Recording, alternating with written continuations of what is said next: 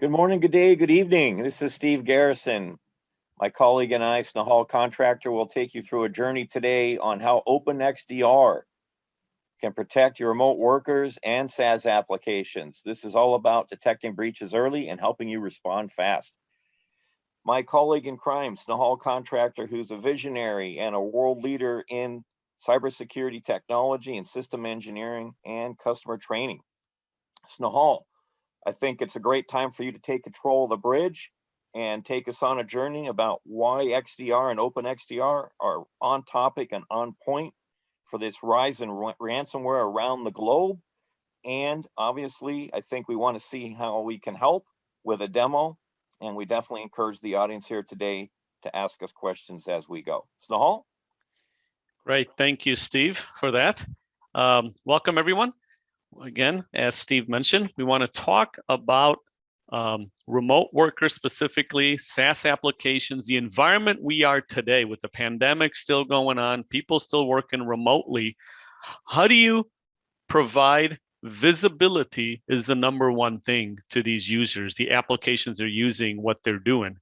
And second is, how do you respond quickly? There are many tools in the industry that already do some of these bits and pieces of it, and they may do a great job at it as an individual tool. So let's define XDR a little bit. XDR is about integrating many different data sources or many different tools with the relative data sources into a single platform. Okay, so here we can take a look at, we've got different data sources where it could be data that's from your VPN device. You've got data from your SaaS applications like people using Office 365 Google Suite. Data off of a network. So once a VPN terminates and comes onto your network, now you've got visibility from your network perspective. So I talked about each one of these data sources, but each one of those data sources has their own individual tool. For example, using user behavior analytics, because a user is important. No matter how they're accessing your network, you can track someone by a username, whether they're on-prem, sitting at their desk in an office, or they're at home. You have visibility to user, and your UBA will give you visibility to that, your user behavior analytics, your network traffic analytics. This is a device that sits off a network that gives you visibility. So when you're dropped off of your VPN onto the network, you want visibility. Another tool gives you visibility, right? Your endpoint protections. You may have an EDR platform that's already in place. That gives you visibility. The problem, as you see that I'm painting here, is all of that data source is important, but all of that data source is in its relative device. So an XDR platform wants to bring all of that data in. On top of it, you also want a platform that'll allow you to identify critical security events in that data source, right? And then, of course, you want to take a response from it. So if I do find a critical security event, what do I do? What action can I take? You've heard the concept of XDR, which is, again, bringing in, integrating various different sources. Many companies are doing XDR in their own data sources, right? Where you want to use all of the products from a single vendor and call it XDR. We're going to talk about Open XDR. Open XDR is about bringing data sources from any tool that you have in your network, any data that you have in your network, including all syslog, SaaS applications, your existing, again, your EDR, you've got network data that's coming in. So you want to bring in all sources into a platform, again, from anybody, okay? So more recently, Gartner has validated Open XDR, right? They've written a report here that defines what Open XDR should be. It should be the ability to bring in data from all data sources, no matter what tool set it is. It could be many different vendors bringing in their data sources into a single. Gartner has actually named us as a leader in the Open XDR platform. Let me show you what that really means when we walk into your environment. We interoperate with your existing tools. If you don't see our logo here, don't worry. This is just a sample of logos that we have integrations with in the various different verticals. We bring in your data from your firewalls. So all syslog messages, any syslog message in your environment, we want to bring it into the platform. Syslogs are pretty rich, right? Historically, you had a SIM tool that brought in all syslog messages and consolidated them into a single platform. We also want to bring in your EDR tools sources. So especially from a remote workers perspective, many remote workers already have an EDR solution that's on their laptop, right? So why not bring that data source in? Want to bring in scanner data. So we want visibility to vulnerabilities that are in your environment. Cloud is very, very important. Many people are moving to SaaS applications. We use Office 365, Google Suite. I want to bring that data into the platform, right? Got integrations possibly into, you may already have a WAF that's implemented, looking at application visibility in your environment. We want to bring that data in, as well as we can even take the security events that we find, we can even integrate into maybe your existing tools such as the Splunk. Or we can even, with our next generation SIM tool that's built in, we can even sunset your existing SIM tool because we bring in all of the data that a SIM tool can bring in. Let's talk a little bit about the problem here, right? The problem today is, what are we trying to solve? We're trying to detect breaches early on and taking an action on it. So detecting breaches early, time is critical when you're looking for security threats, right? If we take a look at historically over the last 10 years, these major security breaches have happened. One thing was common is one tool did detect that breach. That one tool alone wasn't enough to identify that it was a major breach that happened in your environment. Also, when you're getting millions and millions of logs that are coming in, it's hard to go through all of those logs and try to actually identify or find that needle in the haystack. And as I mentioned, each one of these different tools that you have in your environment has different types of data. Like you do have a SIM tool, possibly in your network, that's bringing in all logs.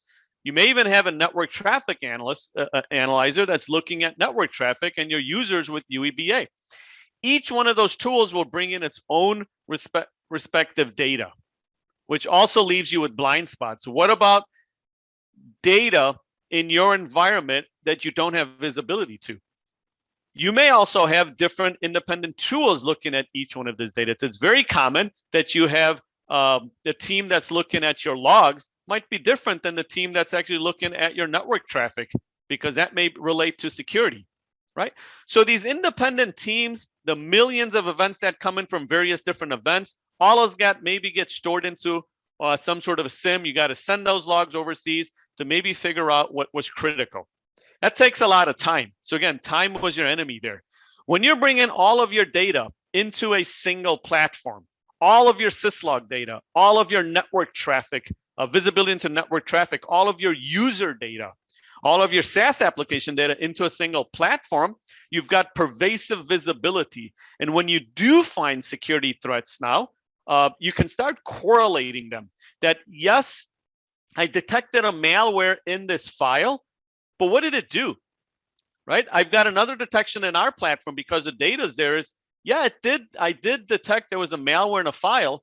And then eventually it did exfiltrate this one server. Maybe it exploited a vulnerability. And eventually it made an outbound connection, right? So all of the visibility from my syslog, from my user information, my malware detection, as well as the firewall logs told me that I had an outbound command and control session. I was able to correlate that and view it and quickly take an action on it. There's 4 key components in an XDR platform. One is collection. We want to collect data from everywhere. And I've talked about collection is a core function of XDR. We're focusing primarily here today on remote workers. So I'll take an example of CrowdStrike here. CrowdStrike is a very close partner in our platform where they will bring in all of their data into our data lake. right? We've also got integrations with F5, where we can go to F5's WAF or F5's firewall and create a block rule. We can do that with most of your major firewall vendors today, okay? SaaS applications we talk about, right, today. So you want to make sure you've got collecting data from all of your SaaS application, Azure, Active Directory, again, Office 365 and all of that. Once you collect all of the data, you want to normalize it. All of that data should look identical. That's a key function. Why do we do that? Right? Why do we bring network data that looks different? All those different log sources, the syslog sources, they look different. SaaS applications look different. We want to normalize it and convert it into metadata. When you make all of the data look identical, you can have a common set of security tools that can look for security threats in that data. Right? For example, I've got network traffic. I want to look for anomalies in it. Right? I want to do baseline for all my users and networks to see if they're behaving anomalous on a particular day, or they're using an anomalous application or an anomalous amount of data. And we've got hundreds of other security detections that we apply across all of the data sources.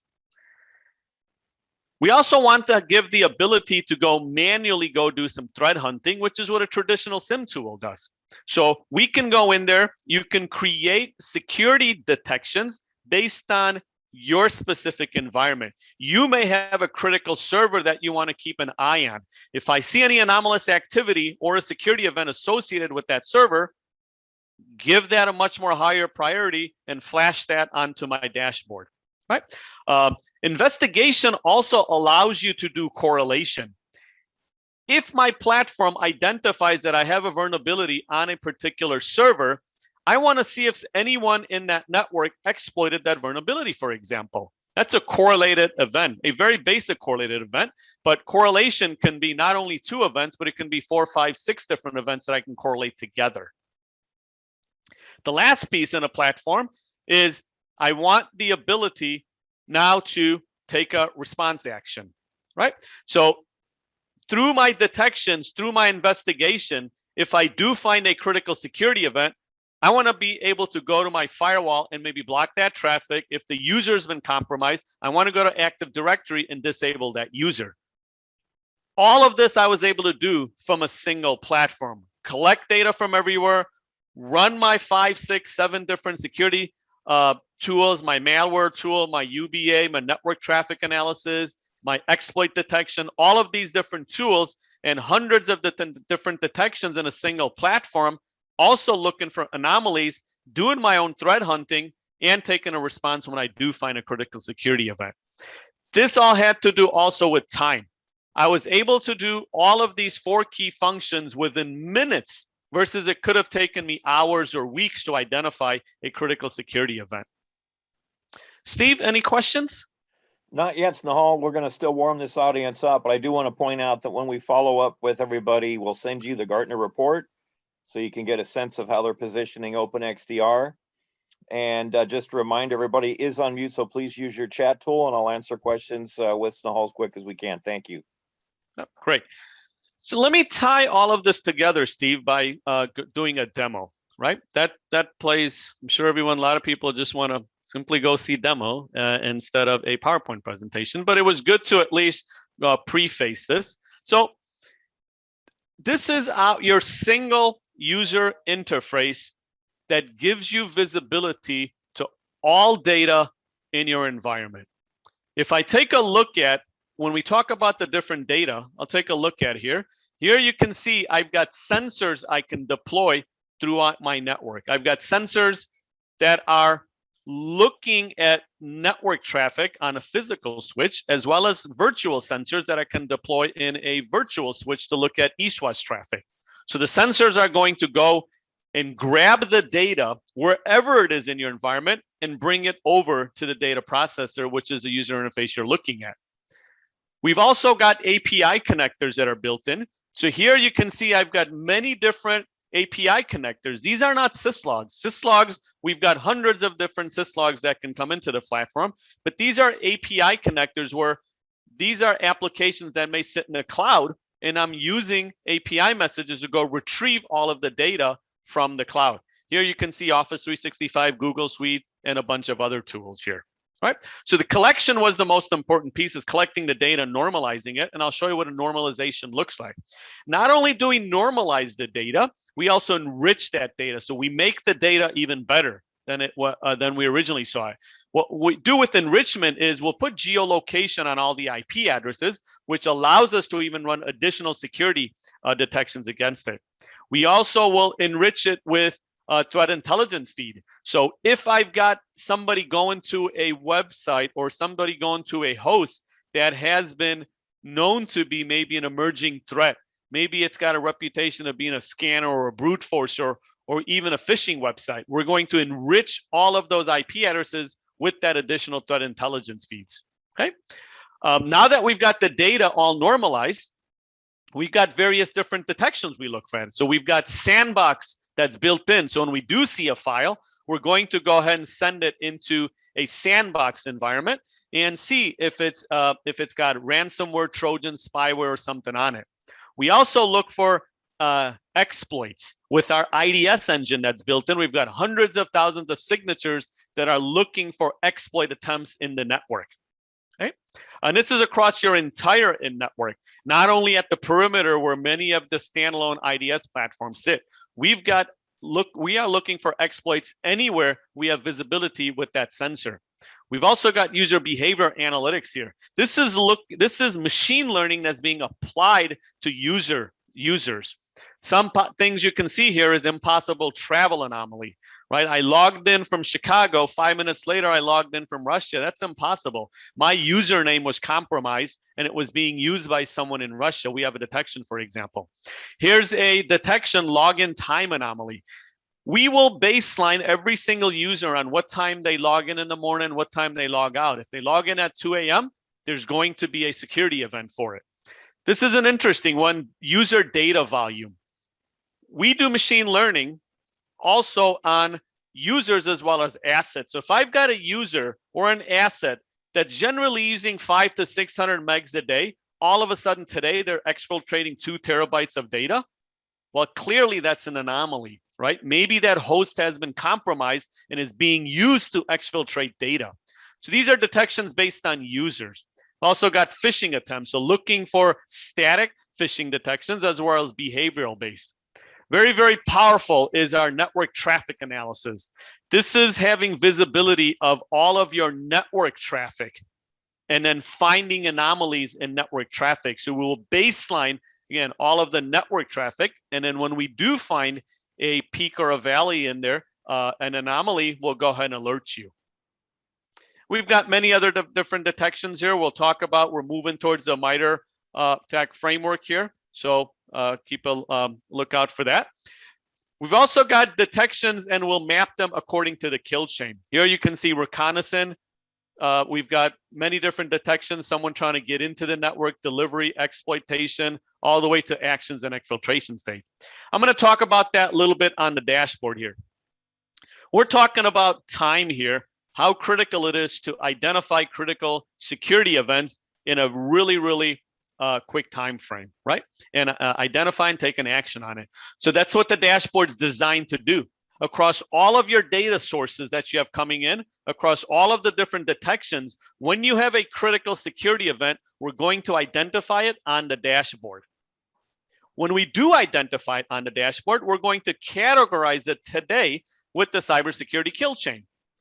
A couple of reasons to adhere to the cybersecurity kill chain is, one is we provide detections across the entire kill chain. Okay, if you do miss something in one of the stages, we've got 4 or 5 other stages that we can find a threat for that bad actor. The second reason is to categorize is for you to identify which event is critical. If I've got detections in my reconnaissance, this is someone trying to get into your network. Is that important, or this is data that's leaving your network? I've got a bunch of detections here that said this is data that's leaving your network. I've got 17 critical events that says this data is leaving your network. I'm going to go identify those first. Okay, so we will take all critical security events, put them immediately on your dashboard so you can go validate it, and you can go ahead and take an action on it. Steve, I'm going to pause here if there's any questions. Yeah, that's great, Snehal. A couple of people emailed me privately here through the chat tool, which is fine. You can also email everybody. Just a question of, you've said a lot about built-in detections, and I think that's a new concept to folks, in particular, who have a SIM and are used to building queries and doing their own data constructs. How is that different with us? What do you mean by built-in detections? Yeah, And great. in Great general, question. I think, oh yeah, and let me give you a part two because it's kind of related, which is, what's the expectation of getting up, setting up a stack here and getting data like this? How long does it take people to see these detections in their own environment if they were to do a POC with us? Yeah, great. So let me answer that latter one first here. So how long does it take for, if I'm doing a POC, when do I start seeing security events? 2/3 of the detections that are built into the platform are static detection, things that we're looking for immediately. 1/3 of it that you see here will be all based on machine learning. So the machine learning stuff, of course, will take about 2 weeks to baseline and then look for anomalies. So immediate visibility to security threats in your network. So if we talk about an old school SIM tool, what Steve mentioned here, the question is, I've got all this data coming in. I have to go build these so-called rules to find security events, right? So I would have to come in here and maybe do a query. And that query is based on, I want to go look for, maybe if I've got login failures, 5 consecutive login failures, I want to say that's a brute force login, right? Or a brute force attempt. Well, I had to go manually write that. In our platform, there's many different places where we've already got all of those detections that are already built in. One, for example, here's threat hunting library. And a basic example here is, you can see we have many different detections in your Windows events. I've got Windows accounts that are locked out. Someone escalated a privilege. Someone started PowerShell. All of these are pre-built into the platform, and we expand this in every single release. This is under threat hunting library, but same as Steve, as you can see here, even under all of these various different stages, we've got many different detections. Here you can see someone exploited a vulnerability. What I found is one of my tools, my vulnerability scanner that I've got data coming in, said, hey, this particular IP address has a vulnerability. But then my next tool, Steve, my IDS tool, said, yeah, this particular IP exploited that particular vulnerability. So this is a basic, just showing you correlation. So I hope that answered the question. Yeah, I think that helps answer those questions. Let's move forward and see if some more questions come in. So so one of the most important thing we talk about is identifying critical security events from noise. Okay, and I'll give you an example here, a quick example. Here in my reconnaissance days, I've got a bunch of security events here. Here's a common one from a SIM perspective. I like to show this example. One thing I like to show here is, this is a security detection that's built into the platform, which is called look for user login failure anomaly. How do we get user information? This is the data, all of the different data that's in a single platform, right? And this is important even from remote users, because I'm going to get user information, whether it's from SSH, FTP, SMB, and so on and so forth, Active Directory. A SIM tool told me I had 189,000 login failures. My machine learning said out of those 189,000, 385 of them were anomalous, 2 are critical, right? So I can easily come in here, pick any one of these records. I'm going to click on this record and find more information, right? So here I can go and say, what was the application used? What's the source IP? Why is this anomalous? And then I can go ahead and take an action on it, right? So for example, this guy, he had 141 consecutive login failures in a 5-minute window. Clearly, this is a critical security event. I can come in here, I can validate the application, I can validate all of the information by taking a look at this record, and you can see this is that normalized metadata record here, right, that we create. I can come here and I can take an action. I can say, okay, go ahead and block this on my firewall. Go ahead and disable this user in Active Directory. I can even go to my EDR tool and say, I want to go and contain this host. So quickly, I'm able to identify threats on my dashboard and take an action on it. But one key function, right, is correlation. That if you can correlate all of this stuff in a single platform, you can identify critical security events. On the left-hand side here, you can see I've got all my hosts that have been compromised. All my hosts that have high security risk score, right? On the right-hand side, you can see I've got critical security events that have happened. So if I take a look at this particular Windows machine, right, it says I got a 99.8 risk score. Well, why is that? I can go into this thing called a panoramic view, and quickly you can see I've got a correlated view of that host in the middle with all of the different security events that have happened that were associated with it. This is important even for your remote workers identifying if there's a threat on it, right? SaaS applications, because how do you have visibility to SaaS applications? This example here is going to show you that that particular device in the middle, he had someone try to log in, brute force their way in at an anomalous time from an anomalous location. You could have got this from a standalone product, but it wouldn't have been a critical security event. But now I've got visibility in the same tool to my SaaS applications. You can see here, they logged into Azure Active Directory and they created themselves a user, that same guy. What we also see is lateral movement. They did a port scan or an IP sweep on my network and found a Windows server, and they brute forced their way on.